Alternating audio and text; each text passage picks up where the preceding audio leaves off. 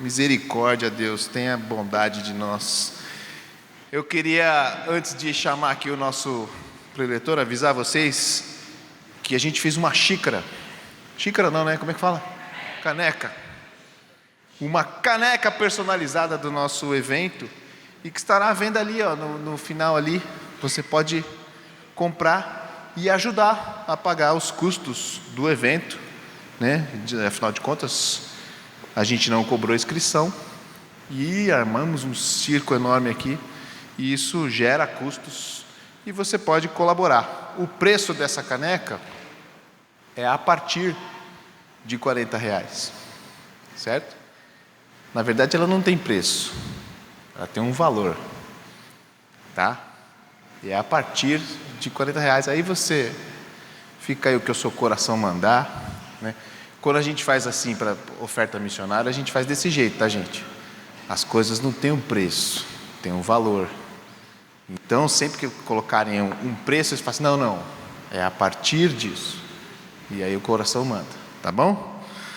Deus abençoe vocês. Eu queria chamar aqui agora o preletor da noite, o Cassiano. Deixa eu ver se vai entrar aqui. Entrou? Cassiano eu conheço, a gente estava vendo lá, eu acho que desde os meus 6 anos de idade eu conheço Cassiano. Eu com 36 agora, uns 30 anos eu conheço Cassiano. Boa noite. Será que ninguém Tudo falou bem? nada? Eu vou falar o quê? Eu né? queria orar por você, Cassiano, orar por esse momento, orar por essa mensagem também, por nós, né? A gente teve um dia cheio de informação, teve um dia de comunhão, eu dei risada hoje, comi hambúrguer gostoso, cachorro quente, que aliás vai estar aqui no final também. Não sai para jantar, come aqui e beneficia também os caras que vieram aqui servir a gente do dia todo. Consome lá, gasta lá, tá bom? E ajuda a gente também a dar um bom testemunho para os caras que estão lá no food truck desde as 9 da manhã aqui vendendo para a gente. Cassiano, vamos orar?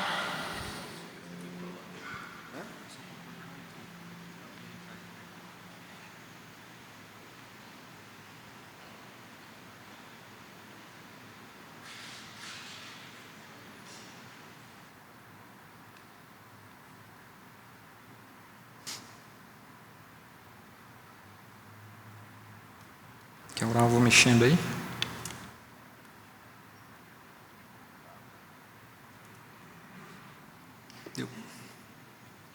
Deu.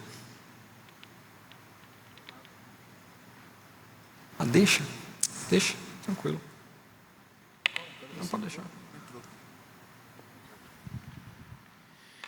Abaixa a sua cabeça aí, vamos orar. Vamos orar para que esse computador funcione também. Senhor Deus, obrigado, ó Pai, por cada vida que está aqui. Obrigado pelo dia intenso que tivemos aqui hoje, ó Pai. Aprendendo mais sobre missões, sobre coisas específicas que o Teu reino pede e que o Teu reino nos dá, Senhor Deus. Obrigado, Senhor Deus, pela comunhão dos santos. Obrigado pela Tua missão. Encoraja, Senhor Deus, cada vez mais a Tua igreja na Tua missão. Peço pelo Cassiano e a sua mensagem agora, que o Senhor também fale através desse Teu servo e que os nossos corações e mentes estejam abertos para a Tua palavra. Em nome de Jesus. Amém. Amém. Obrigado, Renan. Deus te abençoe, cara. Valeu. Gente, tudo bem? Eu não sei se eu tenho que usar óculos ou não. Eu tenho que ficar testando toda hora. Tem uma distância assim, é velhice, né?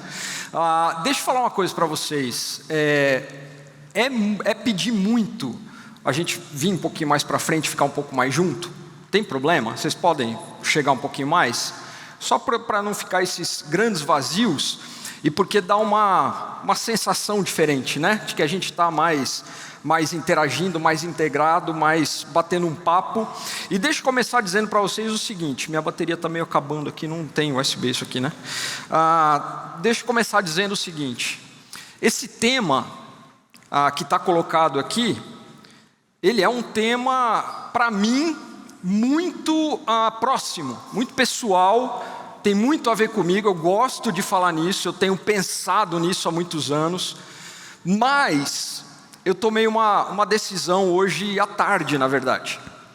E a decisão foi a seguinte: eu não vou falar desse tema. Eu vou falar desse tema também, mas eu vou deixar para a gente ter outras conversas mais para frente sobre esse tema. Porque eu não sei se vocês sabem, mas eu estou chegando, né? Estou vindo para Vinhedo. Daqui, quantos dias? Uns 15 dias mais ou menos. Nós estamos nos mudando para cá. Eu, Eugênia, minha esposa. Nós temos 4 filhos, só que a mais velha está em São Paulo, então os outros 3 vão estar aqui, vocês vão conhecê-los todos, nós vamos estar juntos. E eu tenho essa expectativa de que nós vamos nos conhecer melhor, a gente vai conversar muito mais vezes sobre missões, sobre povos não alcançados, sobre todas essas coisas. Então o que eu entendi que seria legal fazer hoje é um tipo de uma grande introdução a esse tema aqui. Uma introdução assim, igual quando a gente constrói os alicerces, né, de uma casa, de uma edificação, de um prédio, e aí depois vem muita coisa pela frente, mas tudo que vier vai ser em cima dessa fala aqui, desse conteúdo que eu quero compartilhar aqui com vocês hoje, tá bom? Eu queria ler com vocês, bom, o tema está aqui, né? Agora que eu vi que não tinha entrado, povos não alcançados. Esse foi o tema que foi dado, que está aí anunciado, né? Povos não alcançados, um tema bem específico, né? Então nós vamos falar sobre isso, mas mais nessa perspectiva de o que isso tem a ver comigo, ou o que isso pode ter a ver comigo, porque também vamos combinar que ninguém está querendo muito ficar ouvindo coisas que não tem nada a ver comigo, né? Assim, se não tem nada a ver comigo, não importa, prefiro fazer outra coisa. E eu não estou vendo ninguém fazendo isso, mas eu sou filho de pastor, neto de pastor também, é uma pastorada em casa, e eu cresci. Eu nunca consegui prestar atenção só naquilo que estavam pregando. Eu sempre tinha um livro, alguma coisa para ler assim, escondidinho. E geralmente era quando eu não estava muito identificado com aquilo que estavam falando. Então eu aprendi desde cedo que a gente precisa criar esse link, né? A gente vai falar sobre povos não alcançados, mas mais com essa perspectiva de o que essa história, esse tema pode ter a ver comigo, afinal de contas. E eu vou ler 2 textos com vocês. Você não precisa buscar aí, mas se quiser pode também. A versão aqui é NVT, nova versão transformadora. E são 2 textos bem conhecidos. O primeiro está lá em Atos capítulo 13 e diz o seguinte: entre os profetas e mestres da igreja de Antioquia, da Síria, estavam Barnabé e Simeão, chamado Negro, ou Níger, né? Está em outras traduções, mas significa que ele era negro mesmo. Lúcio de Cirene, Manaém, que tinha sido criado com o rei Herodes Antipas, e Saulo. Certo dia, enquanto adoravam o Senhor lá na igreja de Antioquia e jejuavam, o Espírito Santo disse: separem Barnabé e Saulo para realizarem o trabalho para o qual eu os chamei. Então, depois de mais jejuns e orações, impuseram as mãos sobre eles e os enviaram em sua missão. Alguém não conhecia essa história? Nunca tinha ouvido essa passagem aqui? Ninguém, né? Ninguém. Então vamos para o segundo texto.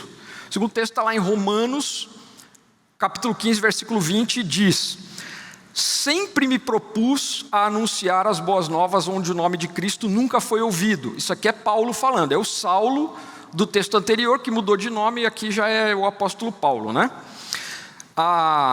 Me propus a anunciar as boas novas onde o nome de Cristo nunca foi ouvido, para não construir sobre alicerce alheio. Pois, conforme dizem as Escrituras, aqueles aos quais ele nunca foi anunciado o verão, e os que nunca ouviram falar dele, de Jesus, né, do Evangelho que é Jesus, entenderão. Vamos orar mais uma vez? Senhor, fala conosco nesse momento, que teu Espírito Santo ministre, Pai, ao nosso coração, em nome de Jesus, amém. Eu tenho um amigo que ele só come pizza de mussarela. Acho que alguém conhece aqui, o Levi não está aqui não, né? É o Milton, que é presidente da Meva. O Milton só come pizza de mussarela, e toda vez que a gente vai numa pizzaria, agora faz tempo, né? Ele mora lá em Roraima, mas era sempre a mesma piada, né? Aquela coisa que fica sem graça. Então ele dizia assim, que ele é um homem de um só Deus, uma só mulher e uma só pizza, que é de mussarela. Então ele só come pizza de mussarela. Eu lembrei dessa história um tempo atrás, quando eu me dei contas de que eu sou uma pessoa de uma só mensagem. Na verdade, eu posso dar aula de matérias aí diferentes, de missões, pregar, ministrar, me envolver em projetos, começar coisas novas, mas tudo sempre tem a ver com a mesma mensagem, com a mesma raiz, vamos dizer assim. Eu fiquei um pouco frustrado com isso a princípio, mas foi muito rápido. Depois eu fiquei feliz, porque isso aí de certa forma me preencheu e me deu um certo alívio que eu buscava há algum tempo, porque o tema, a mensagem que é a minha pizza de mussarela, que é a minha única mensagem, ela fala exatamente sobre chamado e vocação. Vocação e chamado no Novo Testamento são sinônimos. Vocação e chamado, tem lá umas diferentes termos lá no grego que aparecem, etc. Mas vocação e chamado são a mesma coisa. E todos nós, eu não tenho dúvida que vocês também, pelo menos em algum momento da vida, às vezes em mais de um momento, em mais de uma situação, mas nós sempre somos assaltados por essas questões, por essas dúvidas que têm a ver com vocação, com chamado. Qual é o propósito, meu propósito de vida, afinal de contas? Será que eu tenho um chamado de Deus para fazer alguma coisa? O que eu levo jeito para fazer que vale a pena eu fazer, que eu faço diferente do que os outros, melhor do que os outros? E se eu tenho um determinado talento, eu me destaco, sei lá, em alguma coisa, ou eu gosto mais, tenho mais propensão para fazer uma coisa, será que é isso que Deus quer que eu faça? E essas dúvidas, elas às vezes pesam um pouco mais no coração de nós que queremos de verdade servir a Deus. A gente quer que a nossa vida seja instrumento nas mãos de Deus, faça sentido nas mãos de Deus. Então, para nós que levamos a sério, né, essa questão do que fazer com a nossa vida, essa pergunta, essa dúvida que nos acomete de vez em quando, ela é mais importante ainda. Esse texto que nós lemos, o de Atos, capítulo 13, da igreja de Antioquia, talvez junto com os 5 textos, né, as 5 ocorrências no Novo Testamento que falam da grande comissão, lembram, né? A grande comissão é aquela ordem que Jesus dá para os discípulos antes de ir embora, dizendo para pregar o evangelho para todas as nações, fazer discípulos de todas as nações, ensiná-los a guardar o que tem ordenado. Então é Atos 1:8, é Mateus 28, são aqueles textos que falam da grande comissão, aqueles 5 textos. Esse texto de Atos, juntamente com esses, talvez é um dos mais assim clássicos, né? Quando a gente pensa em missões, quando nós vamos para esse tema de missões.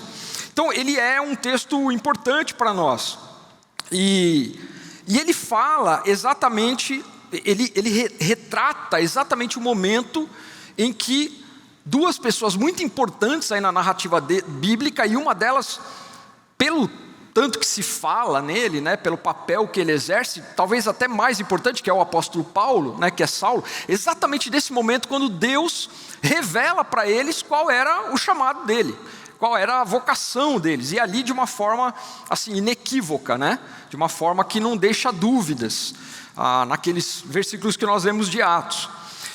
Para mim, e essa é uma lição que eu aprendi também há algum tempo atrás, o que dá sentido para a nossa vida, nos 2 sentidos do termo sentido, né? Porque sentido tem o termo de significado e de direção também, né? Então o que dá sentido para a nossa vida, em termos de direcionamento e de significado, é a nossa vocação, é o nosso chamado. Mas existem diferentes formas de entender chamado e vocação na palavra de Deus e no Novo Testamento. Quando a história começa lá no Gênesis, na criação, quando Deus cria todas as coisas por meio de Jesus Cristo, né? A palavra que nos é revelada, que é por meio do Filho que as coisas foram criadas, ele já dá ao homem e à mulher, aos seres humanos, uma vocação, um chamado. Tem uma ordem que é dada para eles ali, no Antigo Testamento, logo no relato ali do Gênesis, no capítulo 1, que exatamente tem esse objetivo de dar sentido, de dar direção para a vida deles a partir de então. É o que eu chamo do trilho da nossa vocação. Então a nossa vida, guarda essa frase, ela só faz sentido, ela só encontra sentido quando ela é vivida no trilho da vocação de Deus para nós. Lá no Gênesis há um elemento ali que a teologia chama de mandato cultural, né? Então quando Deus cria Adão e Eva, cria os seres humanos ali, ele dá algumas ordens para eles. Ele fala, né, para eles: sejam férteis e multipliquem-se, encham a terra e a governem sobre a criação. E ele fala lá no capítulo 2, cultivem o jardim e tomem conta dele. Ou seja, o que ele está dizendo aqui é: ocupem a terra toda, produzam cultura. Por que eu coloquei esse produzam cultura aqui? Porque esse multipliquem-se e encham a terra não é só no sentido demográfico, né? Não é só isso que eu fiz de ter um monte de filho, né, para encher a terra. É isso também, mas é mais do que isso. É encher a terra de um jeito de viver que reflita o desejo de Deus, o caráter de Deus, aquilo que Ele imaginou para a criação quando Ele a criou. E isso tem a ver com cultura, tem a ver com o jeito de se organizar como sociedade, tem a ver com o jeito que a gente conduz a nossa vida, que a gente toma as nossas decisões. Então, ali no mandato cultural, tudo isso está envolvido. Ele está dizendo: olha, multipliquem-se, né, se multipliquem, tenham filhos, encham a terra. A gente tem, só um parênteses aqui, né? A gente tem às vezes uma impressão, acho que muito por causa das histórias para crianças, né, lá das ilustrações e tal, de que Deus criou um jardim que ficava num determinado lugar na terra, né, na terra toda que Ele criou, e colocou o Adão e Eva lá naquele jardim, né, que devia ser um espaço assim. A gente mentaliza um pouco isso, né? E aí depois que ocorre o pecado, lá em Gênesis capítulo 3, Deus expulsa eles do jardim, e aí eles vão para o resto da terra, né? Depois vocês perguntam aí para o Israel o que ele pensa sobre isso, mas para mim, ali a palavra de Deus fala que aquele jardim ficava na banda oriental do Éden, né? Mas o Éden é a criação, o jardim é a terra que Deus criou. E Ele falou: espalhem-se, encham a terra e se multipliquem demograficamente, e multipliquem também um jeito de se viver que reflita aquilo que eu imaginei quando eu criei todas as coisas. Porque depois de Gênesis capítulo 3, quando acontece o pecado e a queda, a coisa sai do eixo, tá certo? Então, o jeito que a gente vive hoje, o jeito que as coisas são na nossa sociedade, não refletem o propósito original de Deus, né? Não foi essa confusão que está acontecendo agora lá na Europa com a guerra lá, essas perseguições que estão gerando fuga de pessoas lá do Afeganistão. Nós temos hoje mais de 200 afegãos lá no aeroporto de Guarulhos, acampados ali num jeito muito triste, muito difícil. Nós temos alguns milhões de refugiados deslocados pelo mundo aí forçadamente. Nós temos situações de fome extrema. O mundo nós temos disputas políticas, polarizações. Não foi isso que Deus imaginou, não era isso que Ele queria. Só que os homens vão se multiplicando homens seres humanos, né? Nesse ambiente de pecado que se desconectou do propósito original de Deus, e eles vão inventando um jeito de viver que não reflete o caráter de Deus. Há um antropólogo que eu gosto muito, o Clifford Geertz, que é mais contemporâneo. Ele falava que cultura é uma teia de significados tecida pelo homem. Quer dizer, somos nós seres humanos que criamos cultura.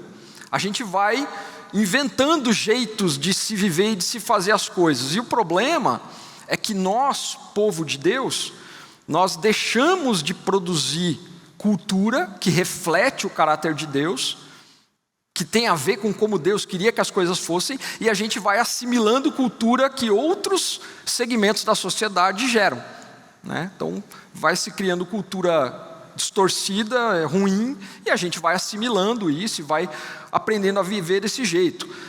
A nossa responsabilidade como representantes de Deus na terra, o nosso trabalho, a missão que Deus nos deu era nos multiplicarmos e automaticamente multiplicarmos pela terra um jeito de viver, um jeito de ser mundo, como Deus imaginou que o mundo deveria ser. Cultivar o jardim e tomar conta dele. Ocupar a terra, produzir cultura, mostrar o jeito certo de ser mundo. Lá em Maringá, num programa que a gente criou lá com estudantes universitários, nós tínhamos uma frase, um mote que era: o nosso objetivo, o nosso papel é mostrar para o mundo um jeito de ser mundo como o mundo deveria ser. O mundo não deveria ser desse jeito.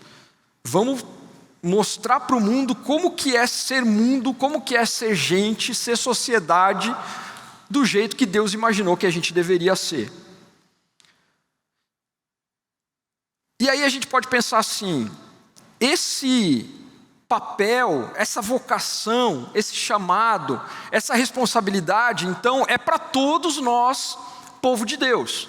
É para todos os discípulos de Jesus na terra. E a resposta é sim, para todos nós.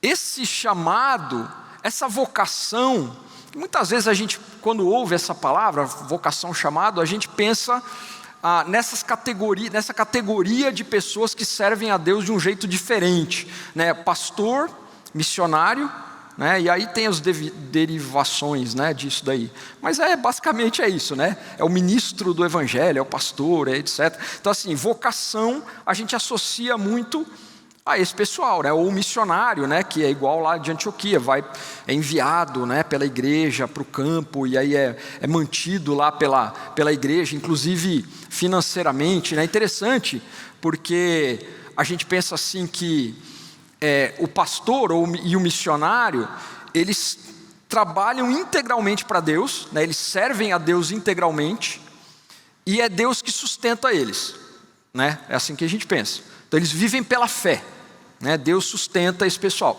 E os outros que não são vocacionados, né? Não são pastores, não são missionários, eles trabalham para uma empresa ou para o Estado, né? O poder público, ou então eles trabalham para si próprios, né? Tem o seu próprio negócio, e são eles mesmos que se sustentam, né? Não é assim que essas categorias, né, que a gente tem.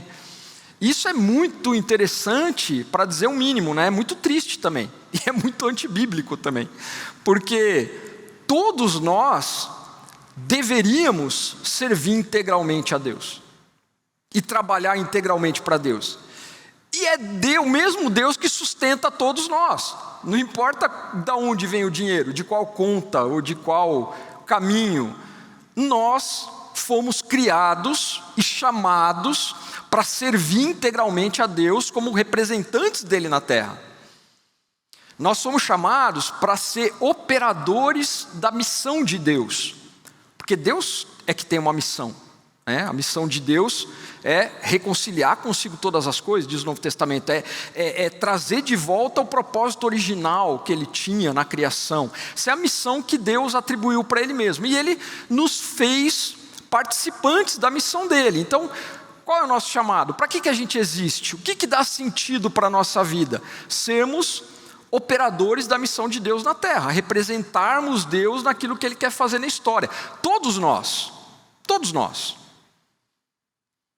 E não importa o que você faz, não importa o emprego que você tem, a profissão que você exerce, o seu papel acadêmico, o momento de vida que você está, não faz diferença. Esse chamado, essa vocação, É para todos nós. Nenhum de nós está fora disso. Isso tem muito a ver com o trabalho mesmo. É interessante, né? Outra coisa interessante, esses mitos, né, que a gente tem. A gente pensa assim que Adão e Eva estavam lá no jardim, numa boa, né? Assim, deitado lá na sombra da árvore, conversando com os passarinhos, né, dando nome para os animais, comendo as frutas que podia, e aí se encontravam com Deus na viração do dia, né, no final da tarde. Não tinha crise existencial naquela época, gente, assim, sabe, crise existencial não existia, porque estava tudo certo, o homem e a mulher sabiam exatamente qual era o papel deles, e se tivesse alguma dúvida, algum problema, Deus vinha no final do dia caminhar com eles no jardim, e eles perguntavam para Deus, e conversavam e tiravam a dúvida, não tinha crise, né? Estava tudo certo, não tinha suicídio, não tinha nada disso. E aí, no Gênesis 3, tem o rompimento com Deus, rompimento com o Criador, e aí as crises aparecem. E aí a gente pensa assim, a partir de então, como castigo pelo pecado, eles tiveram que começar a trabalhar. Não é assim que a gente pensa? Então, o trabalho é consequência da queda, né?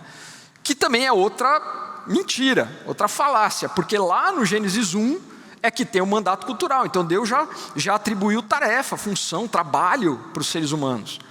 E é interessante que no decorrer lá do livro de Gênesis, se você for olhando, lá no Gênesis capítulo 4, ele vai começar a falar das profissões que começaram a surgir, né? Então ele fala lá do Abel, que foi pastor de ovelhas, do Caim, que foi lavrador, do Jabal, que foi o pai dos que habitam em tendas e possuem gado, foi um pecuarista, né? O primeiro criador de gado lá. O Jubal foi pai de todos os que tocam harpa e flauta, foi o primeiro músico, o Jubal, que existiu ali, ou pelo menos que é listado, né? O Tubal-Caim, são os nomes lindos também, né? Foi artífice de todo instrumento cortante, de bronze e de ferro. As profissões vão surgindo. E a ordem, o mandato é o mesmo, para todo mundo. Multiplicar, encher a terra, cuidar da natureza, governar sobre a criação, e encher a terra do jeito de ser do Criador. Produzir cultura, encher a terra do conhecimento de Deus. Por meio do nosso trabalho, talvez o nosso trabalho seja a principal ferramenta, o principal instrumento de serviço na missão de Deus, porque é onde a gente gasta mais tempo e mais energia, né? Ou estudando ou trabalhando. Então, o grande canal de realização da nossa operação na missão de Deus é pelo nosso trabalho. Imagina se a gente conseguisse ter essa perspectiva de que não importa o que você faz, aquilo é o que Deus chamou você para fazer, e é por meio daquilo que você serve integralmente a Deus, e é por meio daquilo que Deus sustenta você. Quanta crise a gente evitaria se a gente conseguisse descansar nisso. Eu gosto muito do texto de Efésios 2:10. A gente costuma citar Efésios 2:9, que fala que pela graça nós somos salvos pela fé, isso não vem de nós, é dom de Deus, né? Não vem de obras para que ninguém se glorie. Então isso aí a gente decora, a gente sabe. Mas o versículo 10, ele fala que nós somos feitura dele, feitura de Deus, e essa palavra é poema no grego. Eu acho bonito, né? Porque a palavra, é de onde vem a palavra poema, né? Então nós somos poema de Deus, né? Criados em Cristo Jesus para as obras, e algumas versões vão falar boas obras, e isso atrapalha um pouco, porque fica parecendo que é aquela coisa de boas obras, aquela coisa meio assim, de fazer o bem, né? Ajudar o velhinho a atravessar a rua, dar esmolas, né? Boas obras tem essa impressão assim meio religiosa, né? Mas a palavra lá que é a palavra ergon, né, no grego, é a palavra para trabalho, profissão, ocupação. Então Deus nos criou em Cristo Jesus para o trabalho que Ele de antemão preparou para que andássemos nele. Ou seja, o seu trabalho, a sua ocupação, a sua profissão, o jeito como você investe a sua vida, que também provê o seu sustento, etc., é o que Deus imaginou para você antes de criar você, para que você o servisse por meio daquilo. E não existe um tipo de trabalho, um tipo de profissão, um tipo de ocupação que não possa abrigar essa perspectiva. Não existe. Eu gosto muito de citar a Susanna Wesley, que era a mãe do John Wesley, aquele reformador. Ela teve pelo menos 2 filhos que foram brilhantes, que deixaram legados grandes na história. Mas ela teve 10 filhos. E ela criou praticamente sozinha esses 10 filhos, numa época que não tinha nada de tecnologia, essas coisas eletrônicas e nada. Ela alfabetizou todos eles. Ela perdeu um porque ficou doente, etc. Mas ela discipulou e orientou, criou nos caminhos do Senhor todos os filhos dela. Ou seja, a Susanna Wesley, o que ela fez na vida dela foi ser mãe. Foi o que ela fez na vida dela. E sendo mãe, ela, assim, inegavelmente cumpriu todo o propósito de Deus para ela, assim como tantas outras mães, né, têm feito isso. Não existe ocupação, atividade, por meio da qual você não possa compreender e sentir que você está servindo integralmente no reino de Deus, e aquele é o papel que Ele designou para você, e você está sendo fiel no cumprimento da sua parcela de contribuição na missão de Deus na terra. E aí a gente poderia pensar, então, essa coisa toda de missões e de missionário, e essa novela toda que a gente faz, de enviar missionário, etc., é meio que bobagem. Porque você está falando que todo mundo é missionário, que todo mundo foi chamado para servir na missão de Deus prioritariamente, que é Deus que sustenta todo mundo. E aí é que a coisa começa a se estruturar melhor. Porque não é bem assim. Existem chamados específicos, né? Existem chamados especiais, entre aspas, não em termos de valor, né? Ser mais valioso ou menos que o outro, mas de ser algo específico. E é isso que está acontecendo lá em Antioquia. É isso que está acontecendo quando no meio daquela igreja, que é uma igreja multicultural, uma igreja muito boa daquela época, e no meio de 5 pastores da igreja, que são esses que a gente leu, o Espírito Santo decide chamar 2 deles. Ele não chamou todos os cristãos lá de Antioquia, ele não chamou, aliás, Antioquia é onde eles são chamados cristãos pela primeira vez, né? Nós somos chamados cristãos, que significa pequenos cristos, né? Imitadores de Cristo. Ele não chamou todo mundo para aquela obra específica, ele nem chamou todos os pastores, ele chamou 2 dos 5. E ele também não chamou quem estava sem fazer nada, né? Ele não chamou quem que estava ali meio de bobeira, não, ele pegou os melhores, né? Os 2 melhores ali, porque ele quis.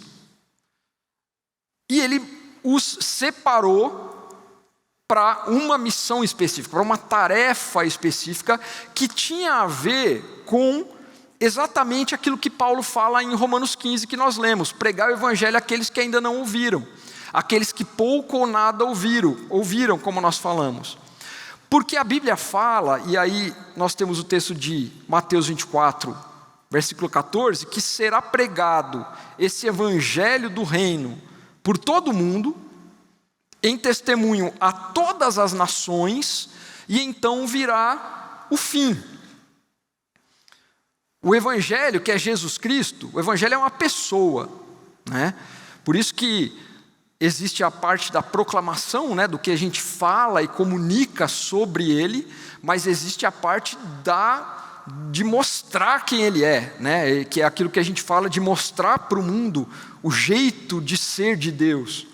Isso aí vai acontecer em todo mundo, em todas as nações, e aqui a palavra para nações confunde a gente também, porque quando a gente pensa em nação, a gente pensa nos países, né, que tem as bandeiras, os hinos nacionais, que vão estar lá na Copa com as seleções, etc. Mas não é isso. O termo aqui, etnias, ele está falando de todos os grupos, agrupamentos humanos na Terra que tem uma história em comum, uma língua comum, que tem traços históricos ali que os unem, que os diferenciam de outros grupos. Então, às vezes, em um país só, você tem dezenas, centenas ou até milhares de etnias. Aqui no Brasil, na categorização que a gente usa, são 340 etnias indígenas, só aqui no Brasil. Então, está falando de todos esses aí. O Evangelho vai ser pregado, vai ser proclamado, vai ser dito para todos esses, e aí virá o fim. E que fim é esse? A que fim que ele está se referindo? Ao fim descrito lá em Apocalipse 7 e em Apocalipse 5, que fala daquela cena, a cena apoteótica, cena final, quando há uma multidão, lembram, de pessoas que não se pode enumerar, vestindo vestiduras brancas, quer dizer, significa que foram lavadas pelo sangue de Jesus, foram alcançadas pelo Evangelho, todos ali reunidos diante do trono do Cordeiro, adorando e rendendo louvores a Ele. Esse é o fim da história. Então isso está descrito lá em Apocalipse 7 e 9, da multidão, que é muito grande, que está lá dizendo a salvação vem do nosso Deus, que está sentado no trono e do Cordeiro, e Apocalipse 5, 9 também. Então lembra do 5, 9 e do 7, 9. O 5, 9 fala que eles estão cantando um novo cântico com essas palavras: tu és digno de receber o livro, de abrir os selos, pois foste morto, sacrificado, e com teu sangue compraste para Deus pessoas de toda tribo, língua, povo e nação. E aí ele fala de todo mundo, de todo mundo. Então esse é o final, tudo, a história converge para a adoração a Deus. Esse é o propósito final, de toda a criação e de tudo que foi feito. Como é que se chega lá do anúncio de Mateus 24 que a gente leu até essa cena final? Como é que chega lá? Como é que a gente chega lá? Pelo testemunho da igreja. Pelo testemunho da igreja toda, porque a gente vive para testemunhar do Cordeiro Jesus, a gente vive para isso, e pelo testemunho específico dessas pessoas que precisam ser chamadas, especialmente separadas, para irem para esses lugares onde o Evangelho ainda não foi anunciado. E aí a gente precisa tocar no termo que é o que deu o título para esse nosso tempo aqui, que é os que são os tais dos povos não alcançados. Mas antes disso, eu queria trazer mais um termo para vocês, e esse aqui ele está sendo falado por algumas pessoas aí, eu acho ele muito interessante. A gente sabe o QI, A gente tem o QI, que é o inteligência, o coeficiente, o quociente de inteligência, aí depois veio a inteligência emocional, vem outros tipos aí de inteligências, e o pessoal está falando agora nesse quociente de inteligência missional. Olha que interessante, eu achei legal isso aqui. É um jeito, ele diz respeito à necessidade, à importância da gente entender melhor como que a gente operacionaliza a missão de Deus, vista dessa forma ampla que a gente está falando. Como é que a gente aperfeiçoa o nosso jeito de fazer missões?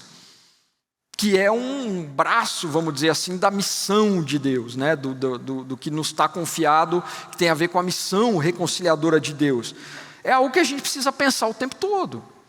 Isso muda de tempos em tempos, as contingências mudam, o mundo muda, as dificuldades, perseguições em um país, uma hora você tem a lista lá dos países que mais perseguem os cristãos e onde é proibido pregar o evangelho. Coreia do Norte ficou muito tempo em primeiro lugar, agora é o Afeganistão, que está em primeiro lugar. Você tem uma série de realidades que vão mudando. Por exemplo, hoje nós temos o que chamam de diáspora brasileira, Então tem muitos brasileiros que estão espalhados pelo mundo, inclusive em países onde há restrição para a pregação do evangelho, não porque tiveram um chamado missionário e uma igreja os enviou, mas porque eles foram transferidos pela empresa, ou porque eles arrumaram um emprego lá, ou porque foram estudar num intercâmbio, e esse pessoal todo está lá. Por isso que é muito legal a gente lembrar que aquele texto, aquele termo id, né, do Atos 1:8, a tradução mais fiel ali não é id, é indo, né? Porque enquanto a gente vai indo pela terra, a gente vai proclamando o evangelho, fazendo discípulos de todas as nações. Então isso é para todo mundo. Então, como é que a gente aproveita isso melhor? Não é estranho que a gente faz um culto de envio, né? Faz todo aquele reconhecimento quando a gente tem um missionário ou um casal de missionários que se prepara para ir para o campo e a gente envia e tal, mas vira e mexe, tem um casal, uma pessoa, uma família da igreja que se muda para um país onde o evangelho é pouco ou não anunciado, e a gente simplesmente, né, mal se despede, assim, a gente não enxerga isso como uma força missionária, né? Tem os meios tecnológicos também, digitais, enfim, ferramentas que vão aparecendo, e a gente precisa ter essa inteligência, né, de como que a gente consegue ser mais eficiente, mais eficaz na nossa responsabilidade missionária no momento que nós estamos vivendo. E aí a gente vai para essa realidade aqui. Não era para aparecer tudo de uma vez assim, mas já foi, não tem problema. Um mundo que há poucos dias atrás, né, apareceu na imprensa tal, chegou no 8 bilhões de pessoas, né, são 8 bilhões de habitantes na Terra, crescimento rápido. Desses 8 bilhões de pessoas, pelo menos 3 bilhões nunca ouviram falar de Jesus. Não tem nenhum conhecimento. Eu não sei se vocês já tiveram oportunidade de estar num país aí mais restrito, etc., quando você conhece uma pessoa que não tem a menor ideia do que seja Jesus, que seja a Bíblia. A pessoa nunca ouviu falar, não tem a menor ideia. É meio estranho assim, mas são mais de 3 bilhões de pessoas assim, que nunca ouviram falar de Jesus. No meio desses, pelo menos 7 mil povos, né, etnias, como nós lemos lá, que são considerados não alcançados. E aí agora a gente finalmente está falando do nosso tema, né? O que significa isso, povos não alcançados? O melhor critério que nós usamos é o que a gente chama de critério eclesiológico. Quer dizer, eclesiológico tem a ver com igreja, né? Então, um povo não alcançado é um povo que vive num lugar onde ainda não existe uma igreja suficientemente forte para evangelizar o seu próprio povo. Então esse é o critério. Se no meio de um determinado grupo de povo, determinada etnia, não existe uma igreja que ainda tenha conhecimento, força, condição para proclamar o evangelho ali no meio deles, então esse é um povo não alcançado. São 7 mil, mais ou menos assim hoje na terra ainda. Entre esses 7 mil, cerca de 3 mil que são o que nós chamamos de não engajados. Então aí já é um outro termo, né? Você tem os povos não alcançados, onde não tem uma igreja forte o suficiente para pregar o evangelho ali. E os povos não engajados é que, além de não serem alcançados, eles também não têm nenhum tipo de testemunho, de acesso a testemunho do evangelho. Ou seja, não existe ninguém, nenhum missionário lá, ou uma igreja, ou alguém que possa pregar o evangelho. Não existe um canal de televisão, uma mídia impressa, eles não têm nenhuma forma de testemunho do evangelho. Então eles não só são não alcançados, como eles também são não engajados, que é um nível mais profundo ainda, né, de não alcançado. Cerca de 3 mil povos, onde não existe nenhum tipo de testemunho do evangelho. E nesse contexto dos povos não alcançados, calcula-se que 60 mil pessoas nascem todos os dias, dentro desse contexto aí. Ou seja, é assustador, né? Porque Mateus 24 está dizendo que o evangelho será proclamado em testemunho a todos os povos,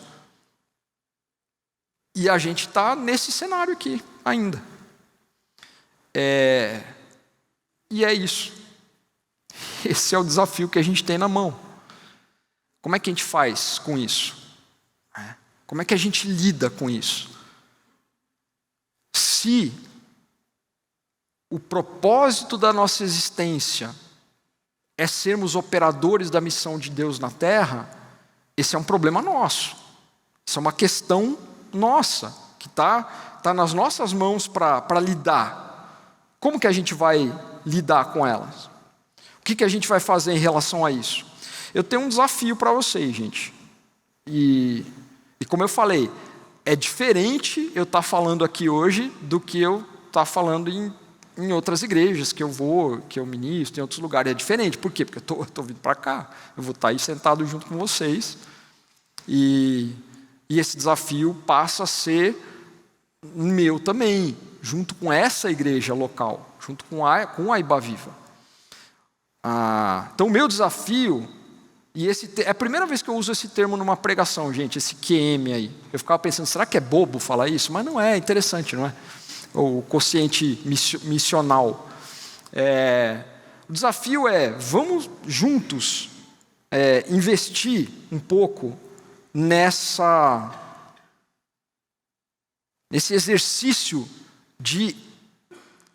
relativo à nossa inteligência missional, né?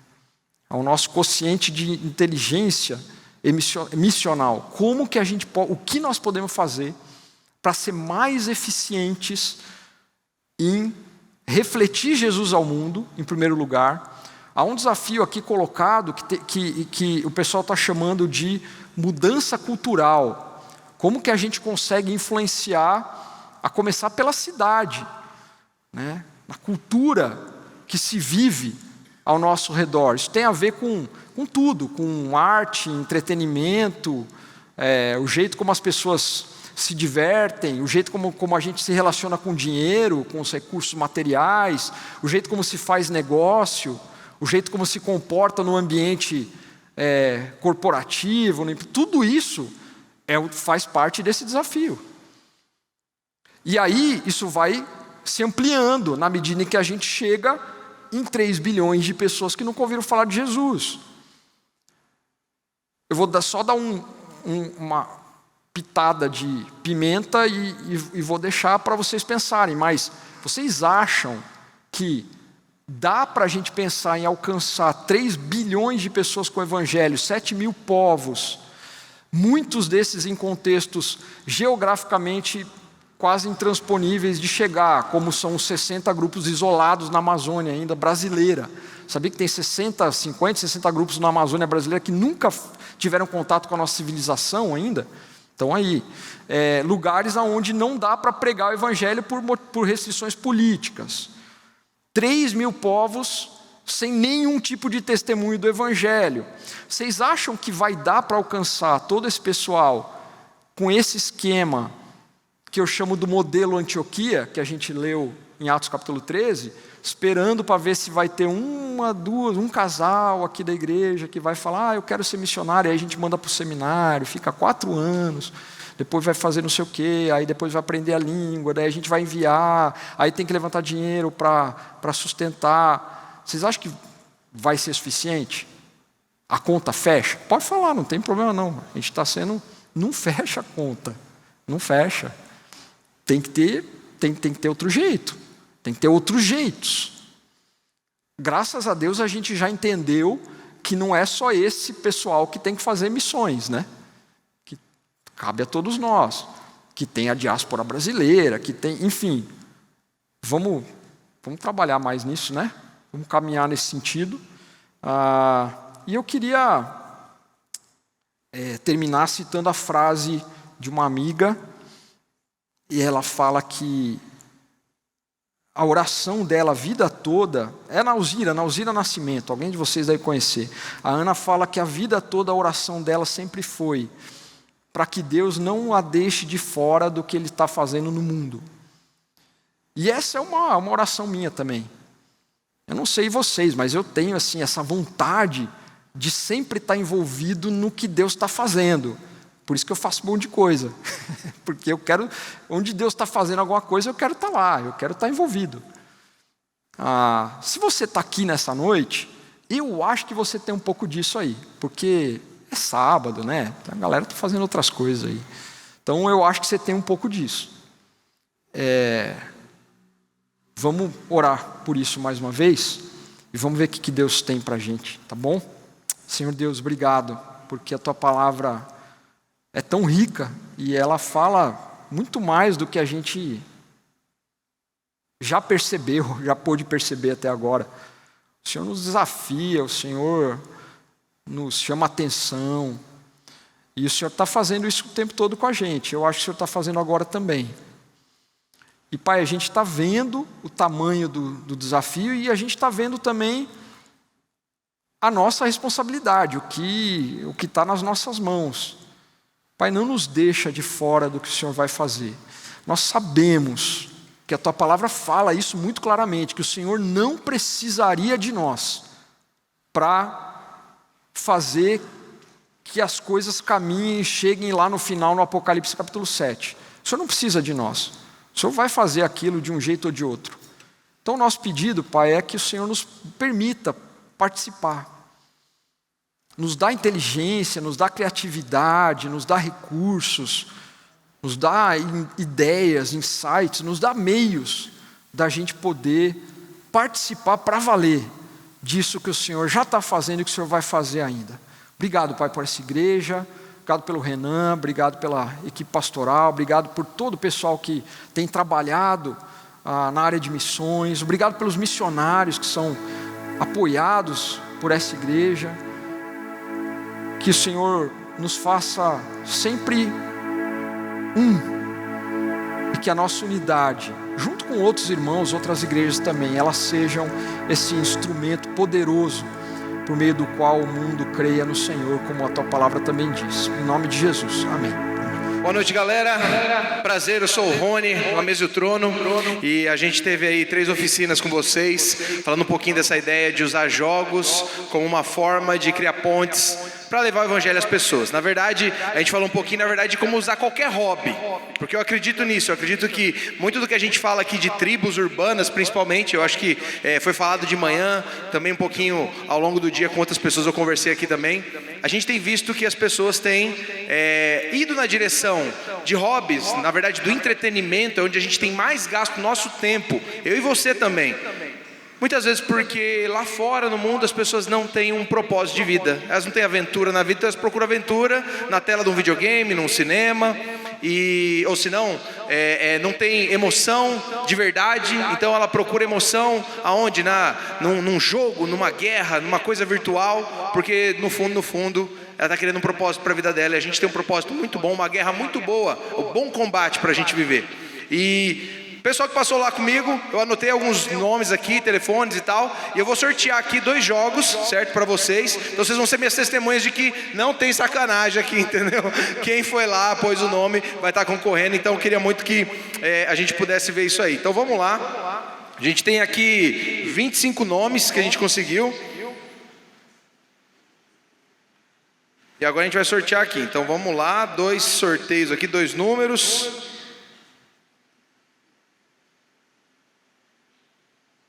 Beleza, ó, quem conseguiu aqui, ó, foi a Letícia Campos Mendes, Campanella Mendes. Oi? Campo Vila, isso mesmo, deve ser. Legal, beleza. E o outro número que ganhou aqui, ó, foi a Ana Paula Della Libera. Então, depois aí eu vou deixar aqui o brinde para elas aí. E eu queria agradecer a participação de todo mundo que esteve com a gente aí, da igreja também, de nos receber. E uma salva de palmas aí também a todas as outras missões que também estão fazendo esse trabalho aí, que é fantástico de levar o evangelho em todas as tribos, povos, raças, inclusive no meio da selva e outros lugares, no meio da galera do skate e tudo mais. Então, é isso aí, videogame e tudo mais. Eu fiquei foi fantástico para mim conhecer tanta gente legal. Valeu, obrigado pelo espaço aí. Valeu, Rony. Muito bom. Cadê o Cassiano? Enquanto o Cassiano sobe aqui, nós vamos fazer mais um painel. Hoje o tema é Povos Não Alcançados, PNA.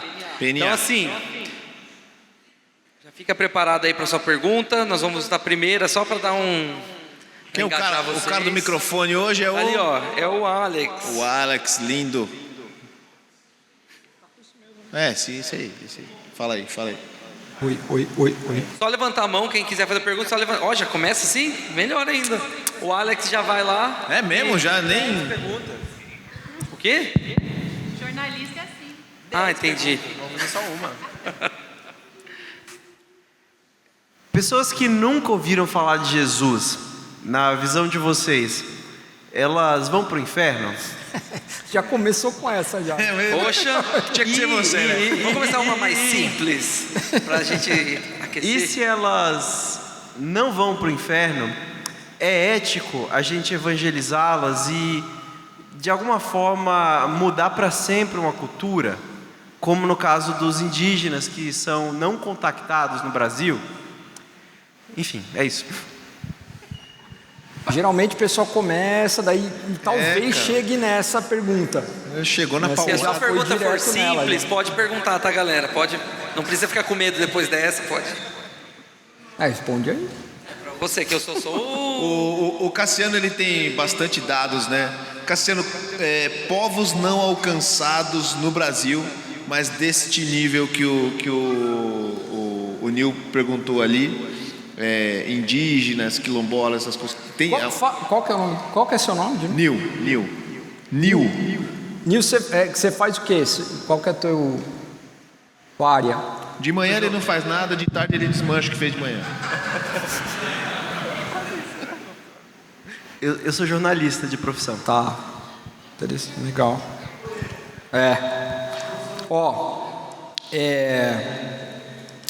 Não, eu brinquei, mas essa é uma pergunta super, assim, é a pergunta, né? É super pertinente, porque alguém já falou, né? Se não aquele que nunca ouviu falar de Jesus tem uma outra forma dele ser salvo, né? Se a gente está pensando em salvação eterna e tal, a melhor coisa que a gente pode fazer é deixar ele quieto, né? Melhor coisa, porque se você vai, você dá a opção dele rejeitar, né? Dele falar não. Então é melhor deixar quieto, seria melhor deixar quieto, né? Eu sou antropólogo e eu morei 8 anos numa aldeia Yanomami, no extremo norte da Amazônia brasileira, né? Então esse é um tema que me toca muito, e eu estudei na Universidade Federal, né, Ciências Sociais, aquela coisa que é o anti-evangelho, assim, total, e fiz muitos amigos, né? Tenho muitos amigos, etc. Eu gostaria muito que a Bíblia, de conseguir enxergar na Bíblia uma saída para isso, no sentido de que a gente pode não se preocupar em pregar o evangelho para alguém, mas eu não encontro, né? Não que não tenha pessoas que não encontram, e aí não sei se o André vai me bater depois eu falar isso, mas você tem pessoas que enxergam, por exemplo, naquele caso do Melquisedeque no Antigo Testamento e tal, brechas para se pensar de que há outros caminhos, outras formas que Deus vai lidar com aqueles que, né, não chegaram a Jesus via a igreja, via o povo de Deus, alguma coisa assim. Então eu conheço gente que eu gosto muito, que eu respeito muito, e que pensa que não, pode ser que Deus use outras formas de salvar pessoas sem a pregação, sem a proclamação da igreja, o querigma, né, que a gente fala. Eu não consegui até hoje enxergar isso. Independente disso, nós temos uma ordem muito clara, repetida muitas vezes no Novo Testamento, de que o evangelho precisa ser pregado, né? Agora, tem muito a se dizer, e a gente podia ficar literalmente meses aqui falando sobre isso, sobre formas corretas de se levar o evangelho, especialmente para um contexto como esse, e formas erradas. Historicamente, o cristianismo tem errado muito na forma como ele se aproxima de culturas tradicionais, né, como os indígenas do Brasil, etc. Cometido muitos erros, muitas falhas. E isso é um tema que eu gosto muito. Eu acho que a gente pode ter outras, se o Renan criar outros espaços, a gente pode conversar sobre isso, né? Então, eu defendo que tem jeito certo e jeito errado de levar o evangelho, por exemplo, para um povo tradicional. E o jeito certo é difícil pra caramba, tem que estudar muito, tem que pensar, não é essa ideia de que qualquer um com uma Bíblia embaixo do braço pode chegar numa aldeia, num povo tradicional, monolíngue, etc. e tal, e pregar o Evangelho, porque o Espírito Santo vai dar um jeito de fazer. É uma ideia, para mim, é uma ideia absurda. Um missionário que vai para um contexto como esse tem que ser muito preparado, tem que ter muito preparado em comunicação transcultural, em teologia, enfim. Então é um tema muito complexo, mas assim, na minha visão e do que eu entendo da palavra de Deus, não tem outro caminho senão a gente pregar o Evangelho de alguma maneira e fazer que Jesus chegue nesses lugares. Para um cara que tem um chamado para levar o Evangelho a uma tribo, a um chamado específico desse, ele tem que ter então um preparo além do preparo teológico, né? Um conhecimento antropológico também, cultural, estratégico para chegar numa... Nem sei se é assim também, né? Com certeza. Se o cara vai chegar numa tribo e... Oi, pessoal, eu sou missionário, né? A gente fala que tem um tripé, né? Missionário, que é a teologia, né? A missiologia, a teologia, a antropologia e a língua, né? A linguística. Então você tem que ter esses 3 pés. Se um desses 3 pés for fraco, o negócio vai ser mal feito. Então, se você manjar muito de teologia, mas não souber nada de antropologia cultural, você vai fazer um trabalho mal feito. E a língua é meio óbvia, né? Se o cara não fala a sua língua, não tem jeito, né? Mas também tem níveis, né, de aprendizado de língua também. Então, mas assim, só para deixar uma coisa meio polêmica assim, eu defendo veementemente a ideia de que depois que o cara chega num contexto como esse, ainda vai demorar muito para ele poder começar a pregar o Evangelho. Você não chega pregando o Evangelho em lugar nenhum, né? Num lugar como esse, né? Culturalmente diferente, distinto. Então vai demorar para você poder fazer isso, garantindo que você não vai fazer estrago, não vai fazer bobagem. E temos povos hoje no Brasil que o homem... Não teve contato ainda, foi o que eu falei. Tem mapeados, hoje faz um tempo que eu não vejo, mas é por aí, entre 50 a 60 grupos, alguns são muito pequenos, né? Mas que não tiveram nenhum contato ainda. O Jefferson talvez tenha alguma informação mais aí. Não, né? Ok. Boa noite. Uma pergunta, quando a gente viu aqui, então, você trouxe os números dos povos não alcançados, pela sua experiência, você consegue observar que toda vez que o Evangelho chega a um povo não alcançado, você observa também chegando as transformações sociais naquele povo. Então a gente consegue, eu fico imaginando a vulnerabilidade social desses povos. Então, se não chegou o Evangelho, se não chegou possivelmente a tecnologia, está fragilizado algum aspecto na garantia de direito daquele povo. Então a gente pode considerar que quando chega o Evangelho num lugar como esse, também chega a transformação social, porque também está alinhado à questão do avivamento. A gente observa isso, que quando alguém conhece a Cristo, é transformado sua realidade social. Essa é a primeira pergunta. A segunda, a gente faz parte da MPC e em alguma oportunidade a gente já ouviu, né, alguns nossos líderes compartilhando exatamente sobre, e eu já falei disso, que hoje as agências missionárias existem porque a igreja não tem realizado e não tem cumprido seu papel no local onde ela está localizada. Aí penso num local como esse, num povo não alcançado, nunca vai ter uma igreja, ou seja, nunca vai cumprir o papel mesmo. Então, de fato, tem que ser alguém com uma vocação missional, estratégica, exatamente como você falou, para chegar num povo. A igreja necessariamente não conseguirá alcançar. Essa seria uma outra pergunta aí. A primeira questão que você colocou, eu preciso olhar, eu sou ruim de guardar dados, eu sou péssimo assim para dados, né? Mas já foi feita pesquisa para medir esse impacto social que o Evangelho causa, né? Então assim, você pegar lugares onde a igreja é mais forte, ela está mais presente, e lugares onde ela não está, e é um reflexo claro de transformação social. onde a igreja de Jesus está presente para valer. Tem um antropólogo, o Juliano Speyer, ele é ateu, Juliano. Eu acho que ele é mais agnóstico hoje do que ateu, mas assim... Ele chega lá. A gente ficou muito amigo.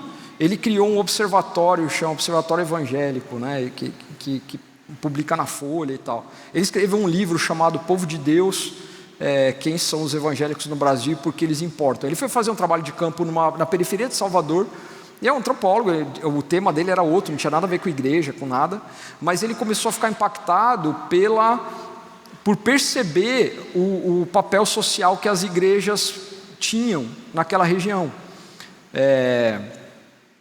Especialmente, o básico do básico é que o cara se converte, ele para de beber, daí ele para de bater na mulher, daí começa a sobrar mais dinheiro, ele começa a investir mais na educação do filho. Então assim, tem um impacto social, né? E tem que ter mesmo, né? Porque é aquilo que a gente falou no começo, a gente não só anuncia uma mensagem, a gente leva um jeito diferente de viver, né? Então esse impacto social ele tem que andar junto mesmo com a proclamação do Evangelho, e ele acontece, ele é muito sensível, né? A outra coisa que você falou, semana passada teve o Congresso Brasileiro de Missões, né? E uma oficina que eu dei lá era sobre agência missionária, né? Uma agência missionária que faz sentido para hoje, e eu não concordo com essa visão de que a agência missionária existe porque a igreja não está fazendo o papel dela. Eu acho que são duas coisas diferentes, né? É um outro assunto também, mas são duas estruturas diferentes que sempre existiram, né? E tem papéis diferentes. E uma ajuda a outra, né? Exatamente, uma ajuda a outra, elas trabalham em sinergia, né? Para quem quer entender mais isso daí, aonde está a raiz disso, né, que eu acredito, tem um texto do Ralph Winter, que ele chama As Duas Estruturas Redentoras da Missão. Então ele fala dessas duas, da igreja local, da igreja e da sociedade missionária e tal. Mas a questão do preparo, da especialização, né, da especialidade, isso é muito importante, gente, muito importante. Porque assim, às vezes isso é meio comum, né, se achar que, assim, é aquilo que eu falei, né, um crente qualquer, com uma Bíblia embaixo do braço e com o Espírito Santo, pode fazer qualquer coisa, né? Então, pregar o Evangelho para alguém aqui em Vinhedo, na praça, é completamente diferente de pregar o Evangelho para um indígena de um povo isolado na selva. É completamente diferente. Não tem um jeito só de pregar o Evangelho. Tem vários jeitos diferentes de pregar o Evangelho. E tem que ter mesmo. Então, você não consegue ser eficaz em pregar o Evangelho para uma cultura que você não conhece. Você tem que conhecer primeiro, porque as culturas têm o que a gente chama de códigos receptores, né? Assim, como que eles entendem determinadas coisas. Se você não entende como que eles entendem, você não sabe quais são as perguntas dele, que resposta que você vai levar, entendeu? Então assim, a gente precisa primeiro conhecer a cultura, uma cultura, e o povo isolado geralmente é desconhecido, para depois pensar como que eu vou abordar, como que eu vou tentar comunicar o Evangelho para eles. Isso leva tempo e tem técnica, tem método para fazer isso, né? Não é uma coisa que dá para fazer espontaneamente. E isso é uma coisa da nossa cultura brasileira. A gente acha que as coisas são meio espontâneas, elas acontecem assim, eu vou lá, vou fazendo e vai dar certo, né? Mas não é assim, tem um jeito certo de se fazer e isso demanda preparo, né? Quando a gente fala de povos não alcançados, geralmente vem na nossa cabeça tribos indígenas, pessoal na selva, mas quando a gente fala de povos não alcançados, existem povos não alcançados no ambiente urbano também.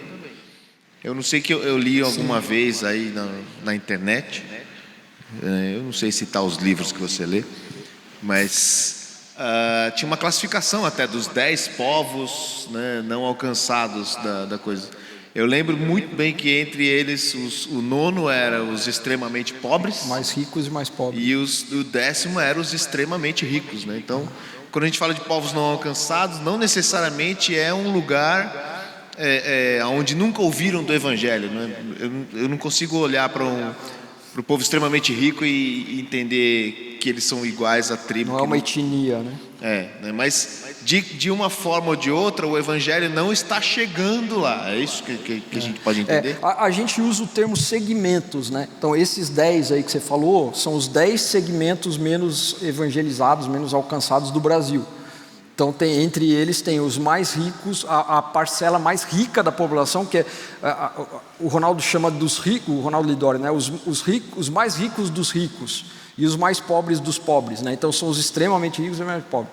Então fazem parte, os surdos também estão nessa lista, né? Aí tem os indígenas, os ribeirinhos, os quilombolas, os ciganos. Ajuda aí, gente. Acho que eu falei uns 8 já, né? Mas é isso aí, são os 10, são os segmentos sociais menos alcançados, né? Então tem isso também, é diferente da etnia, né? Mas tem. Então, por exemplo, eu estava lendo um dado esses dias dos estudantes universitários norte-americanos. São um segmento não alcançado. Tem, eles, eu esqueci agora o número também, mas assim, é assustador o número, 600 mil, sei lá, é muita gente.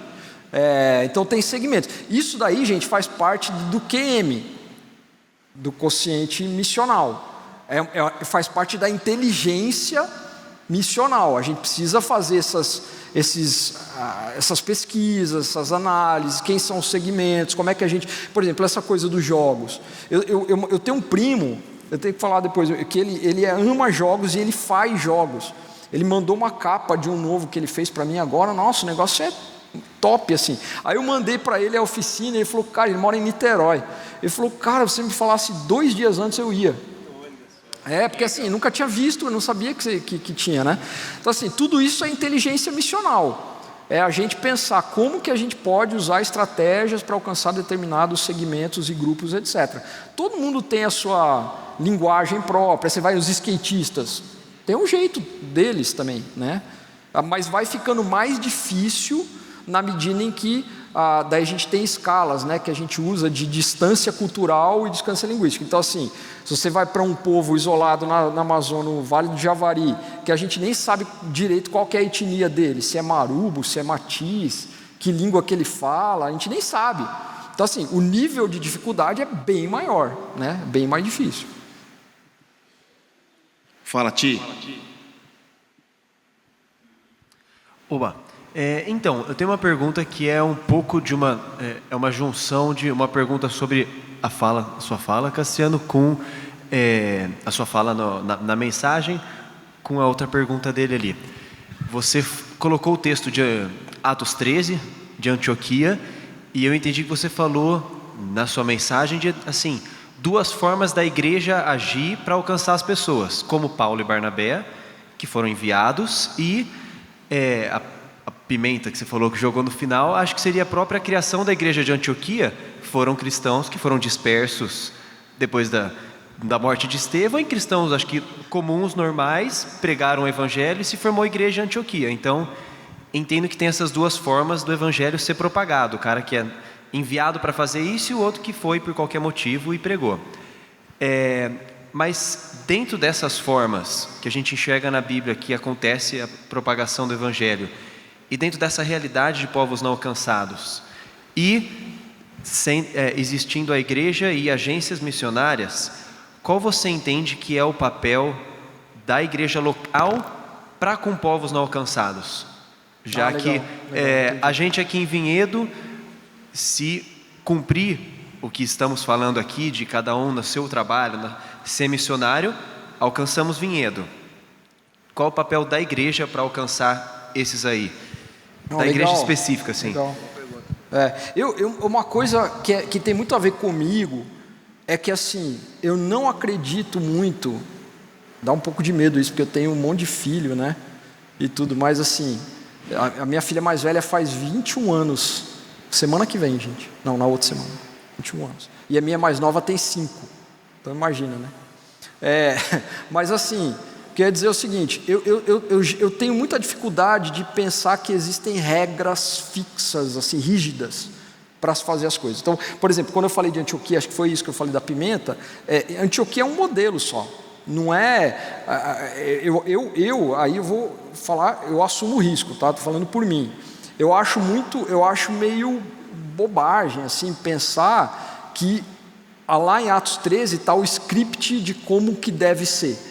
É um jeito só, Antioquia fez um jeito lá, mas não é o único jeito. Aliás, Paulo e Barnabé foram enviados pela igreja de Antioquia para a primeira viagem missionária. Daí eles brigaram, acabaram que nem foram junto, né, não sei o quê. Paulo foi lá, fez a primeira viagem missionária, voltou e deu lá um relatório para Antioquia. Depois ele foi para a segunda viagem, para a terceira viagem. E aí, Antioquia que enviou ele de novo, deu dinheiro para ele? Não, não foi. Então assim, quem olha para Atos 13 e fala o jeito certo de fazer missões é assim: a igreja separa, envia, sustenta e depois ela é meio que dona do passe do missionário. Ele fica prestando contas para ela e pedindo autorização para fazer as coisas. Não está na Bíblia isso. Só funcionou ali naquele momento, mas depois Paulo, ele tinha a equipe missionária de Paulo tinha meio que vida própria. É o que eu estava falando por isso que eu não acho que não é ou a igreja local ou o negócio. Paulo tinha a equipe dele, para quem que eles prestavam contas? Para quem que Paulo pedia autorização para fazer uma viagem diferente, ou para ir para outro lugar, ou para começar uma igreja? Para quem que ele pedia autorização? Pode responder. Para a igreja de Antioquia? Não é para ninguém, para o Espírito Santo. Acho que ele levantou a mão, né? Pode falar. Então assim, quando chegar aí você fala. Não, vai lá. Oi.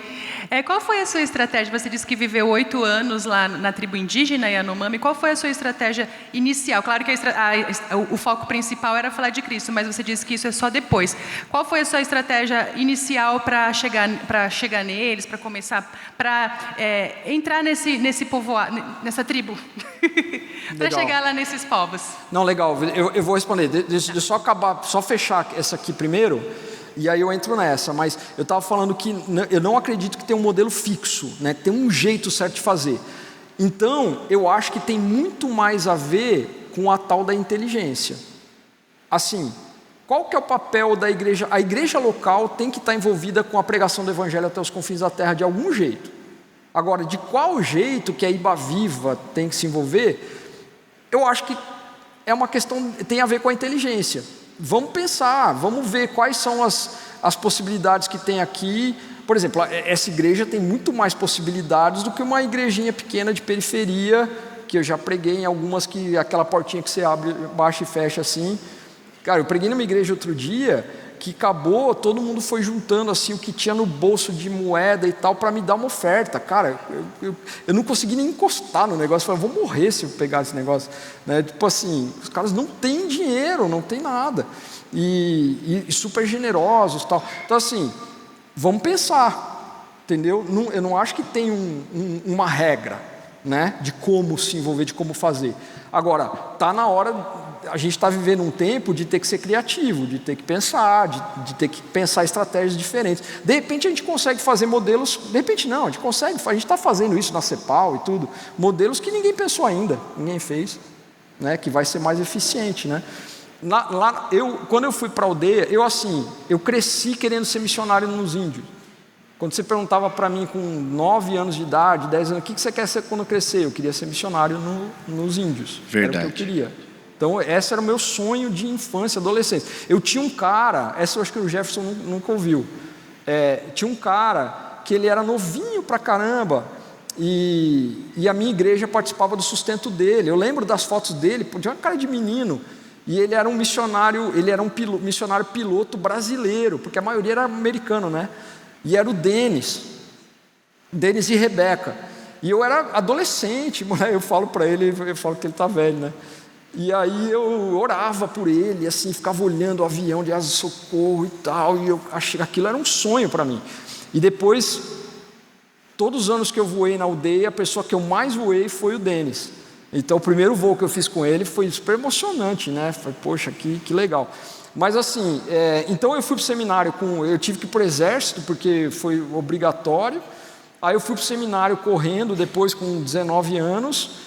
E no final do primeiro ano de seminário, eu fiquei 45 dias na aldeia e queria ficar lá, não queria voltar para o seminário, não queria fazer mais nada, queria ficar lá.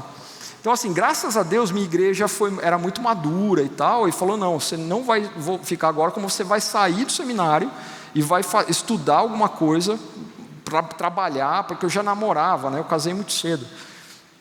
e vai trabalhar, e vai juntar dinheiro, e vai ter profissão. Foi terrível para mim. Nossa, cara, foi terrível. Eu chorava assim à noite de desespero, que eu queria ir para o campo, né? Mas aí o que eu fiz? Eu pensei, eu vou ser estratégico. Então, para entrar na área Yanomami, a área mais fácil era a saúde. Falei, eu não vou ficar 9 anos estudando medicina, não sei quando. Aí eu fiz um curso técnico de enfermagem. E foi legal que eu trabalhei 1 ano no hospital, trabalhei em pronto-socorro UTI para levantar dinheiro para casar. Porque dinheiro para casar naquela época, gente, não era igual agora, entendeu? Dinheiro para casar era comprar aliança e baratinha e mais ou menos alguma coisa. Eu fui ter fogão, geladeira quando eu tinha 6 anos de casado já.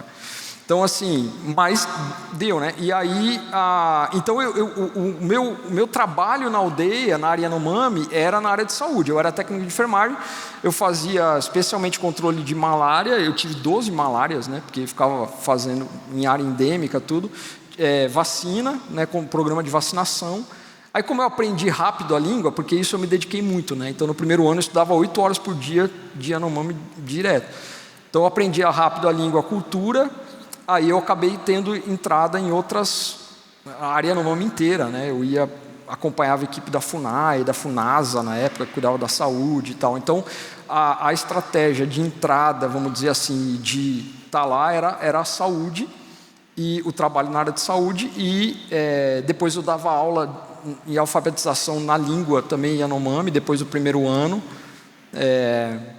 E aprender muito. Então, assim, a primeira coisa que você faz quando chega num lugar desse é aprender,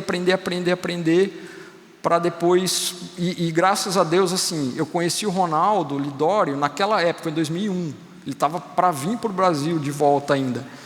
Então, e ele me ajudou muito nessa parte técnica, né, que eu falo. Porque o Ronaldo criou um modelo de diagnóstico cultural para você planejar como você vai comunicar o Evangelho. Né, que é uma coisa que hoje eu falo, é super importante. Eu sei que eu estou tomando tempo, né, mas eu acho que é interessante saber isso, né, porque a gente não pensa muito. Quando você, por exemplo, tem gente que defende que o Evangelho sempre seja pregado a partir da criação. Então você vai chegar num lugar, tem uma agência missionária grande que faz isso, né? Então é o método cronológico. Você vai chegar no lugar, você vai começar a pregar sobre Deus criou o mundo, criou todas as coisas e tal. Só que tem culturas animistas, indígenas, por exemplo, que não tem mito de criação. Eles não têm, a gente chama de mito de cosmogonia, né? Como é que as coisas foram criadas? Quem foi o primeiro ser que existiu? Eles não têm, não existe. Você pergunta, como que começaram as coisas? Ele fica te olhando assim, fala, o que você está perguntando? Não faz sentido essa pergunta. E quando não existe uma coisa numa cultura... Também, historicamente, muita gente pensava que era uma lacuna cultural, né? Então falava assim, se eles não têm essa resposta, então é aqui que eu vou colocar o Evangelho. Só que isso antropologicamente é bobagem, porque se não tem se existe uma lacuna cultural, entre aspas, é porque aquele assunto não importa para eles, não interessa. Se interessasse, eles teriam criado algum tipo de resposta. Se não tem a resposta, é porque não interessa. Então, se você começar a pregar o Evangelho pela criação para um povo desse, você já deu o primeiro passo errado. Você vai gerar um pressuposto de descrédito, porque ele pode até acreditar no que você está falando, mas não é para ele, não significa nada para ele, entendeu? Então, é muito mais complexo do que a gente pensa. Então, primeiro você precisa entender, estudar a cultura, entender como ele pensa e tal, para depois você pensar em como pregar o Evangelho. Por isso é muito legal que você seja o professor, o enfermeiro, o médico, qualquer outra coisa lá, porque senão você está lá fazendo o quê também? Entendeu?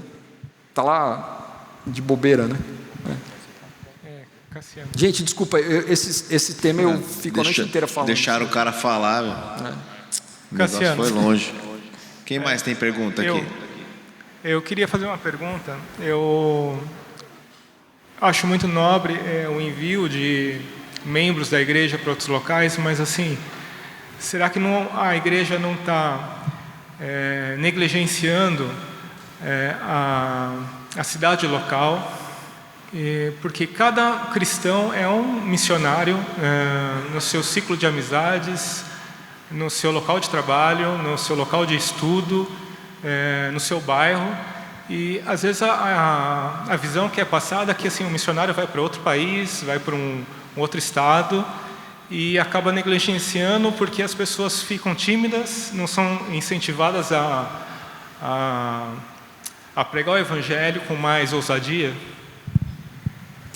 É importante o que você está falando, né? Tem uma coisa que a gente chama de simultaneidade, né? Quer dizer, o papel da igreja, o texto fala, né? Jerusalém, Judéia, Samaria, confins da terra, né? Então não é primeiro um, depois o outro, depois o outro, depois o outro, é todos ao mesmo tempo, né?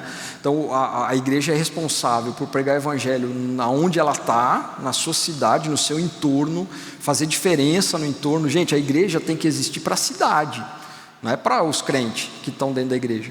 É para a cidade, né? Tem que fazer diferença na cidade. E ao mesmo tempo, a gente tem que estar preocupado com os confins da terra. Tudo isso tem que acontecer ao mesmo tempo. É o desafio nosso, né? E é o que a Bíblia coloca, né? É esse princípio da simultaneidade, né?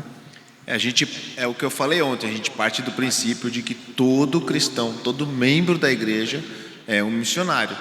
Só que tem alguns desses missionários que vão para os confins da terra. E eles são enviados para os confins da terra. A igreja se preocupa com a cidade. Na verdade, a igreja se preocupa a partir da cidade e vai até os confins da terra. Embora a gente vê também em outros lugares. Hoje também é uma coisa até que o Marcos vai falar amanhã. Estou até adiantando o tema dele aqui amanhã. No começo ali era muito mais claro assim a sociedade ocidental, né, enviar os seus missionários para a Ásia, para a África e para o Oriente Médio, né. Hoje esse efeito está quase sendo o contrário. A gente vê uma Europa pós-cristã, Estados Unidos pós-cristão, né, e a gente vê a igreja crescer na China, a igreja crescer até no meio de muçulmanos. Tem um monte de missões aí entre muçulmanos, né? E a gente talvez até agora tem que mandar missionários asiáticos para a Europa para fazer o processo de evangelização. E está acontecendo, né? Tá acontecendo. Então assim, hoje em dia, se você for olhar o envio missionário transcultural, né? Talvez um muçulmano convertido faça um papel ou uma missão melhor. Aí você me corrige se eu estou errado, né? Dentro do seu ambiente cultural, né? Que também não precisa de uma adaptação, um tempo de adaptação, do que a gente pegar um brasileiro tupiniquim aqui. É que brasileiro é diferente, brasileiro se mistura em qualquer lugar, né? Mas levar o cara para lá, para ele adaptar a cultura, passar o tempo de adaptação de cultura, tal, não sei o quê, e começar uma missão e ainda assim a gente ter êxito mais lá para frente. Não sei se eu estou falando errado isso, mas é uma visão agora mais atual de um mundo missionário. Não que a gente não vai enviar mais ninguém, a gente precisa, mas a gente precisa agora pensar e ser mais estratégico, né? Aquela brincadeira que a gente fazia antes de que você missionário em Orlando, talvez comece a ficar mais verdade do que a gente pensava antes. Eu quero, cara, né? A Iba Viva pode me enviar? Eu vou ser, o ano que vem eu vou. Cassiano, dentro disso que o Renan estava falando, sobre essa questão de que alguns são chamados para ir para um lugar, você falou um pouco da sua experiência de que desde criança você queria trabalhar com os indígenas, né? E você apresentou um número de povos não alcançados, se não me engano, 7 mil, né? Eu queria perguntar um pouco sobre essa questão de chamado específico, porque eu penso que algumas pessoas têm impressão, não sei se isso é certo ou errado, de que apesar de haver o desejo de servir num povo não alcançado, ela precisa ter, não digo nem direção, mas uma experiência específica Deus dizendo que ela precisa ir para lá. Sendo que às vezes o desejo de obedecer a Deus está dentro disso. Eu queria saber se é imperativo ter uma experiência. A experiência, né, você fala. Exatamente, para eu falar, agora sim eu vou para um povo não alcançado. Eu acho, cara, que isso de novo, eu volto para o que eu falei, né, de como minha cabeça funciona. Eu não tenho muito essa coisa de que tem um jeito, né. eu acho que a maioria, eu vou falar de mim, para não falar dos outros. Eu não tive um chamado para ir para os Yanomami. Eu tinha muita vontade, eu achava super legal e eu queria. E eu tive algumas coisas, por exemplo, eu lembro quando eu tinha, sei lá, 5 anos de idade, meu pai é muito bom de coisas manuais e tal, né? Meu pai fazia história para criança, muita história da PEC, que é a maioria do meu pai que fazia. E aí ele fez um dia, montou uma cabana de índio, assim, no meio da sala, era o dia do índio, né? No dia do índio. E fez, a gente pronto, fez... foi aí. A gente fez um cultinho de índio, meu pai fez uns negocinhos lá, os cocar pra gente e tal. Esse negócio, eu não lembro de quase nada que aconteceu quando eu tinha 5 anos, mas eu lembro disso aí. Então assim, tudo isso fez parte desse desejo, desse tal, mas eu nunca tive uma coisa sobrenatural de Deus falando por aí para os Yanomami. E outra, eu não acredito muito nessa coisa de chamado geográfico. Deus me chamou para Moçambique, para Cabo Verde, para não sei. Eu não acho. Eu acho que tem direcionamentos que Deus dá, mas isso é muito pessoal, é muito da percepção pessoal. E claro, tem as confirmações, né? Que elas vêm de Deus via os irmãos, via a igreja. Eu acho que tudo isso é importante. Agora, ao mesmo dito isso, eu acredito sim que existam chamados sobrenaturais. Aliás, foi o que aconteceu em Antioquia. Antioquia o texto está claro, foi o Espírito Santo que falou, né? Mas eu conheço muito pouca gente que foi assim. Agora, eu conheço muita gente que teve e tem um ministério super frutífero, abençoado no mundo todo e que não teve essa experiência de chamado sobrenatural.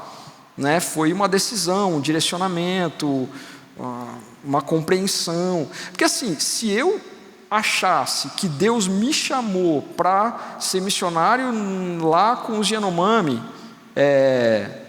a partir do momento que eu não podia, porque não foi uma escolha minha ir embora, foi uma contingência da vida. Um dia eu conto para vocês, a história é muito longa, mas eu achava que eu ia morrer lá, eu fui para lá para ficar o resto da vida.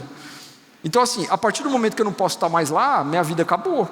Falei assim, então, ou Deus estava errado, ou acabou minha vida. E durante muitos anos eu sentia isso mesmo, que minha vida tinha perdido o significado e que eu só ia me arrastar pelo resto da vida.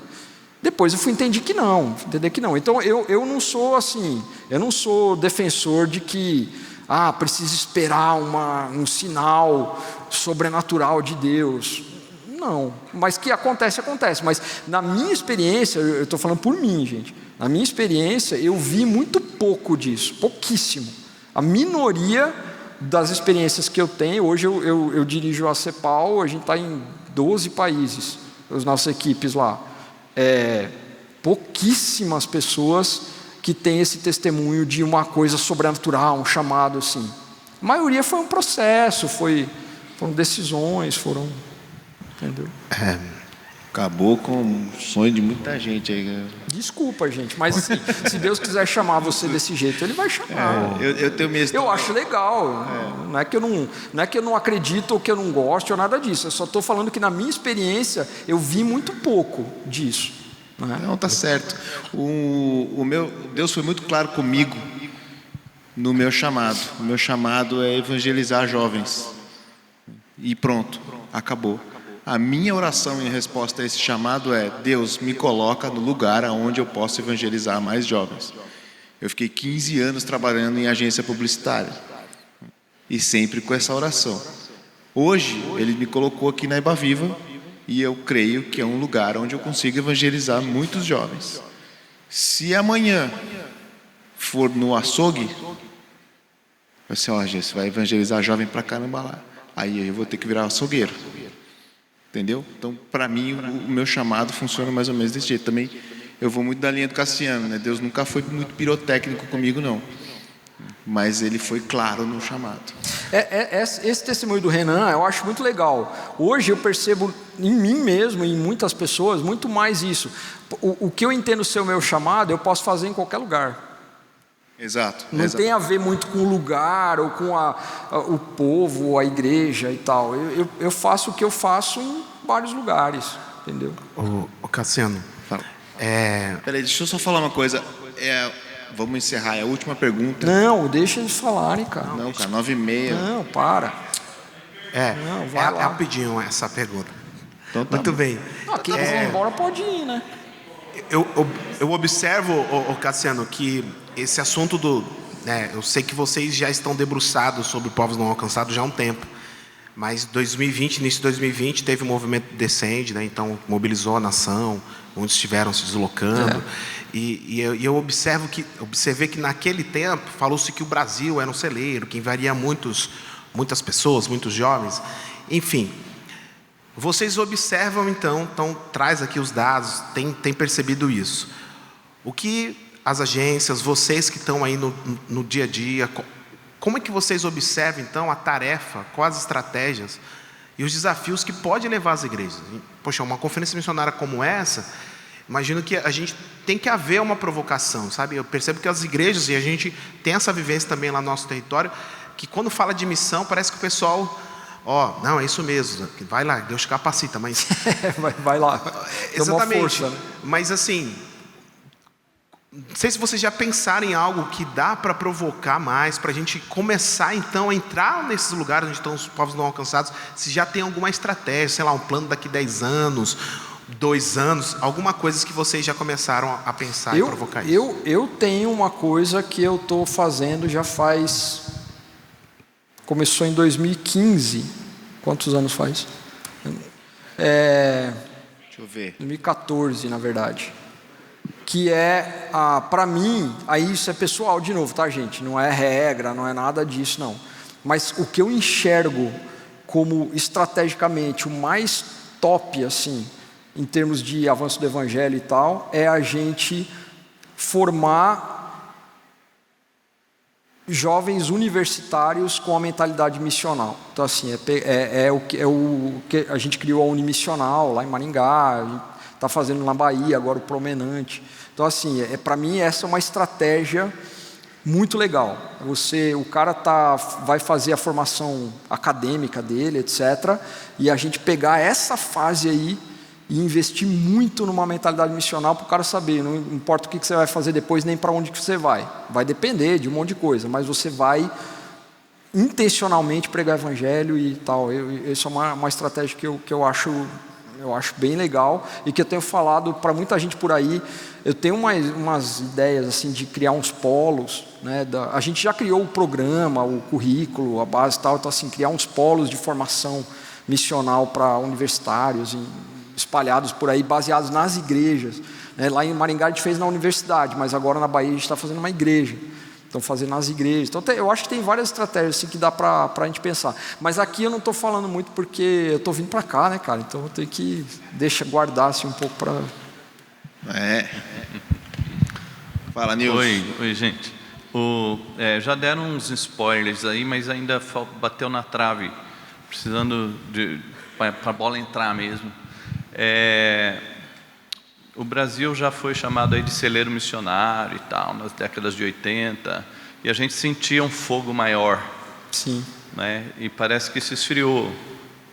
Fazia tempo que a gente não via uma conferência missionária, né? Parece que está se esfriando o negócio. Não sei se tem dados em relação a isso, em relação a quantos missionários o Brasil está enviando, sim, ou está deixando de enviar. E fazendo um paralelo com o spoiler que o Renan deu, com as igrejas que foram celeiros e hoje estão precisando de missionários, o Brasil está caminhando para isso também ou não? A gente acabou de sair do forno, semana passada foi o lançamento oficial de uma pesquisa do Departamento de Pesquisa da MTB sobre a Força Missionária Brasileira. A gente tinha, o outro estava bem desatualizado, né? Então nós temos hoje, dentro desse critério que a MTB usou e tal, 19 mil missionários transculturais brasileiros, que é um aumento bem significativo. Tem duas coisas assim que andam à parte. Uma é a sensação que a gente tem, porque os anos 80, final dos anos 80 e os 90, só se falava em missões, né? O que você está falando, era aquelas conferências missionárias grandes e tal. A igreja que eu era, a Borda do Campo, lá em São Paulo, a conferência missionária era o ponto alto do ano. Essa hora estaria lotado de gente aqui, criança, não sei o que, apresentação. Era aquela festa, né? Aquela coisa. Então foi muito mais intenso do que é hoje. E durante alguns anos eu falava, o Brasil está arrefecendo, a igreja brasileira ficou rica, cresceu e parou de fazer missões e tal. Até que eu fui para os dados. Então, os dados mostram que o crescimento no envio missionário transcultural da igreja brasileira é maior do que o crescimento da igreja, proporcionalmente. Então, não dá para dizer que a gente está diminuindo, que a gente está falando menos, talvez está fazendo menos barulho, mas a igreja está enviando missionários ainda. E eu não gosto desse negócio de ficar batendo na igreja também. Acho meio assim, a igreja não está fazendo tal. Eu acho que as igrejas estão operando no limite delas, assim, a maioria. O que dá para fazer? É o que eu falei aqui na hora das pimentas, né? Esse modelo, ele é muito pequeno, por mais que as igrejas façam, vamos dizer que a Ibaviva consiga mandar 20, 30 missionários aí novos para o campo, não vai resolver o problema. É muito grande o problema, né? Então eu acho que a gente a igreja está enviando missionário, está fazendo. O que falta é a gente ser mais, a questão do QM aí, da inteligência. Aonde a gente vai investir as nossas fichas, aonde que a gente vai ser mais estratégico. Acho que isso aí está faltando mais, né?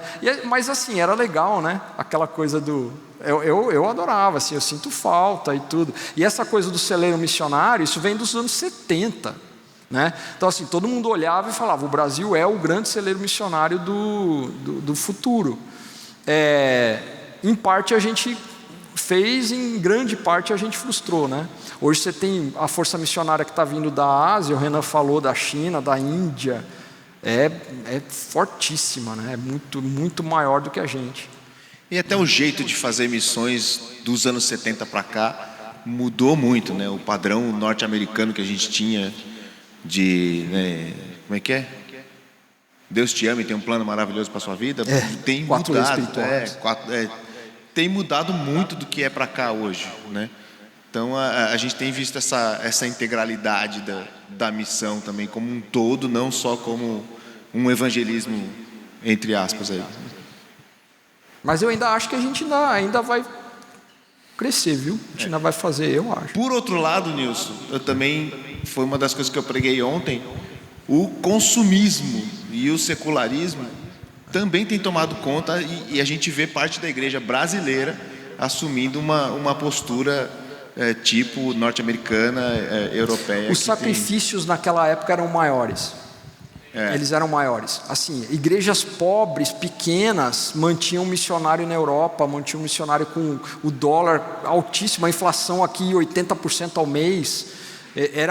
A igreja era muito mais pobre e ela se sacrificava mais. Hoje a gente virou mais bom vivant, assim.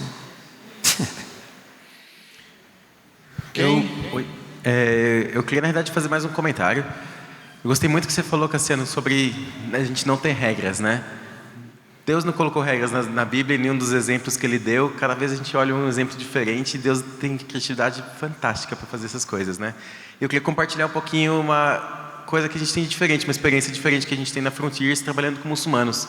Você comentou sobre trabalho com os indígenas, né? De ter aquele tempo todo para conseguir começar a falar de Jesus para eles. O que a gente tem percebido trabalhando com muçulmanos é uma realidade um pouquinho diferente.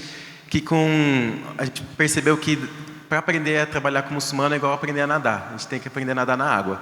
Não dá para fazer isso na sala de aula. Então, o que a gente tem tentado fazer hoje com a Frontiers e várias outras missões de trabalho com muçulmanos é levar esse treinamento para o campo, né? Então, ao invés de a gente...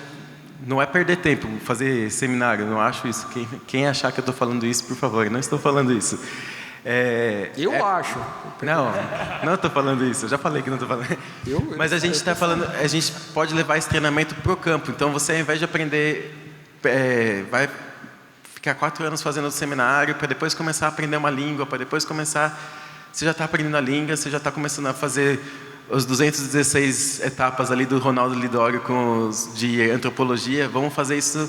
Essa semana você vai fazer 4 tópicos disso aqui e você vai na porta da mesquita e vai começar a aprender esses aqui. Você já está falando um bom dia, aprendeu a falar um bom dia? Fala um bom dia para o pessoal, vê quem está fazendo, convivendo ali e vai aprender essa parte toda de antropologia na prática com o pessoal lá. A gente percebeu que isso está rendendo bem E é uma experiência um pouco diferente para compartilhar com vocês aqui também, né?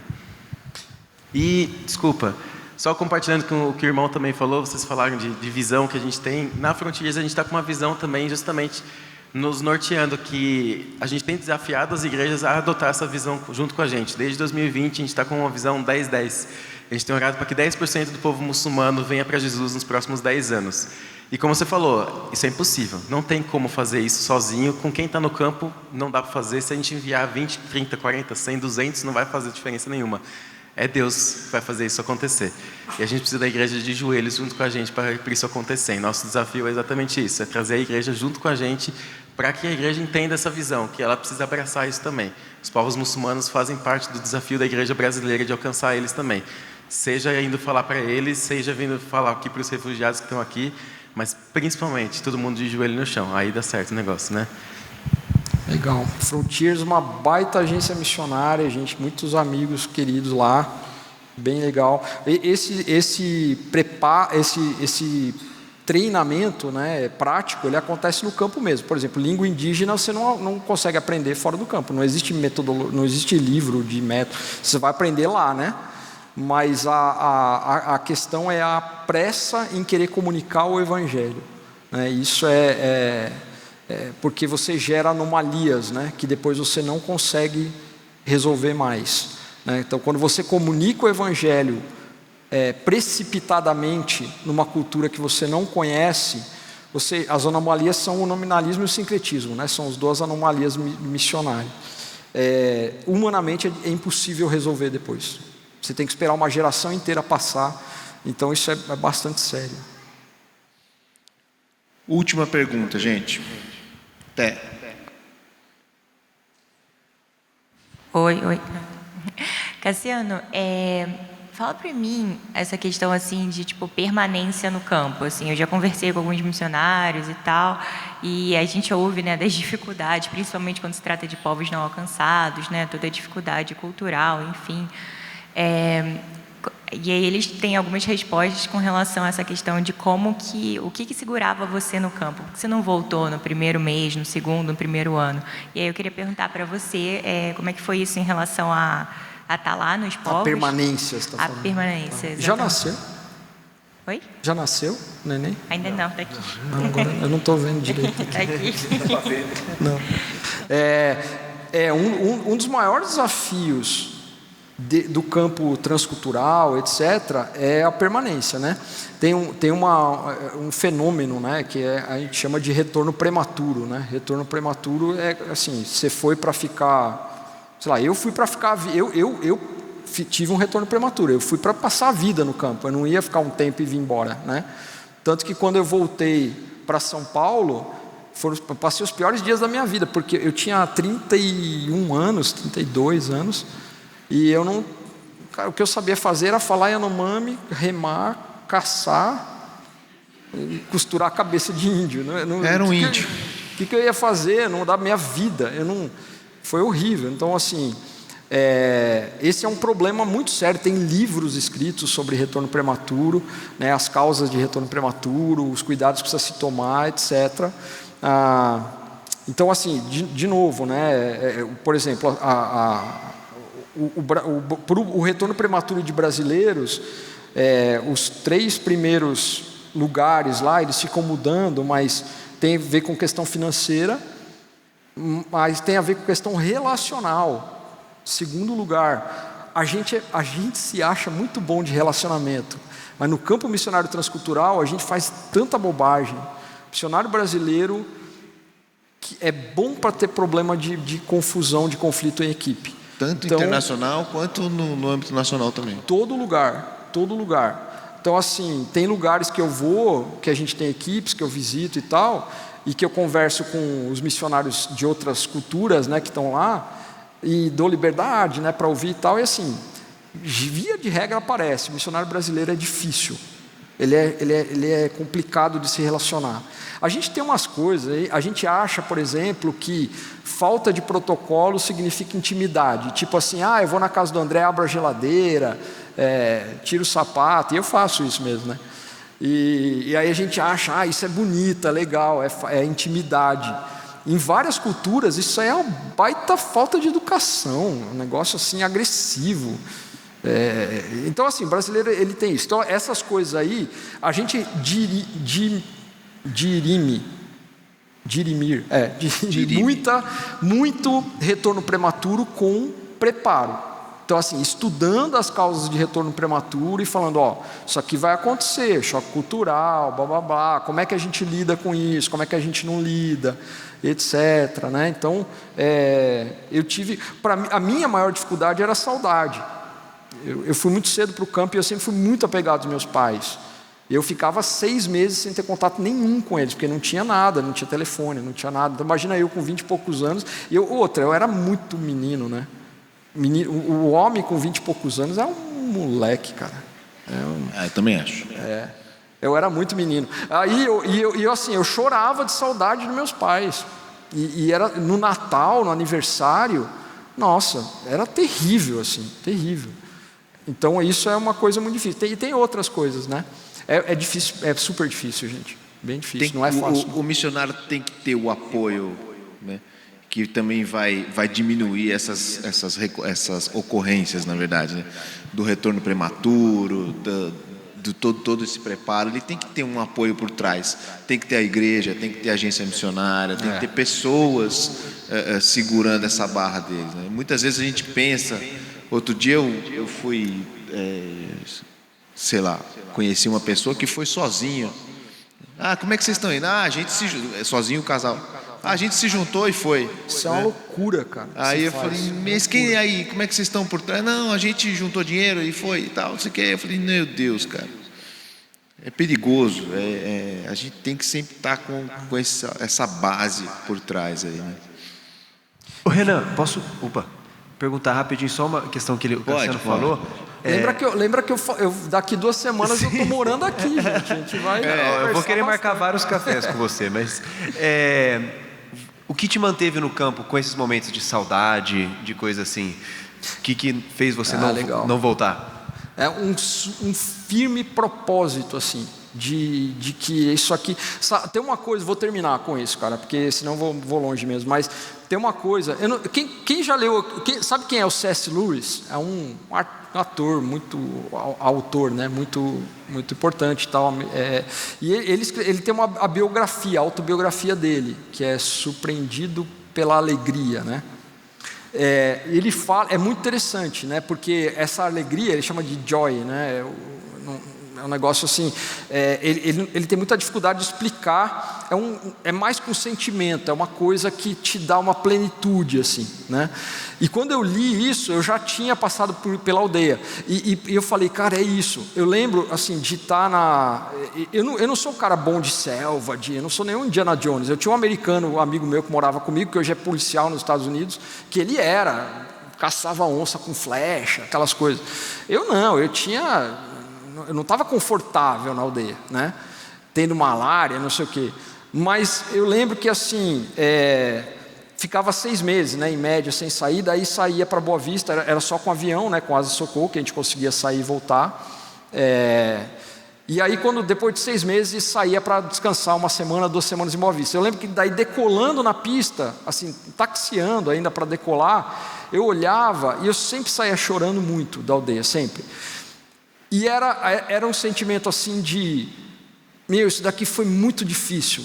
Foi muito difícil. Às vezes eu tive malária, eu tinha que cuidar dos índios com malária.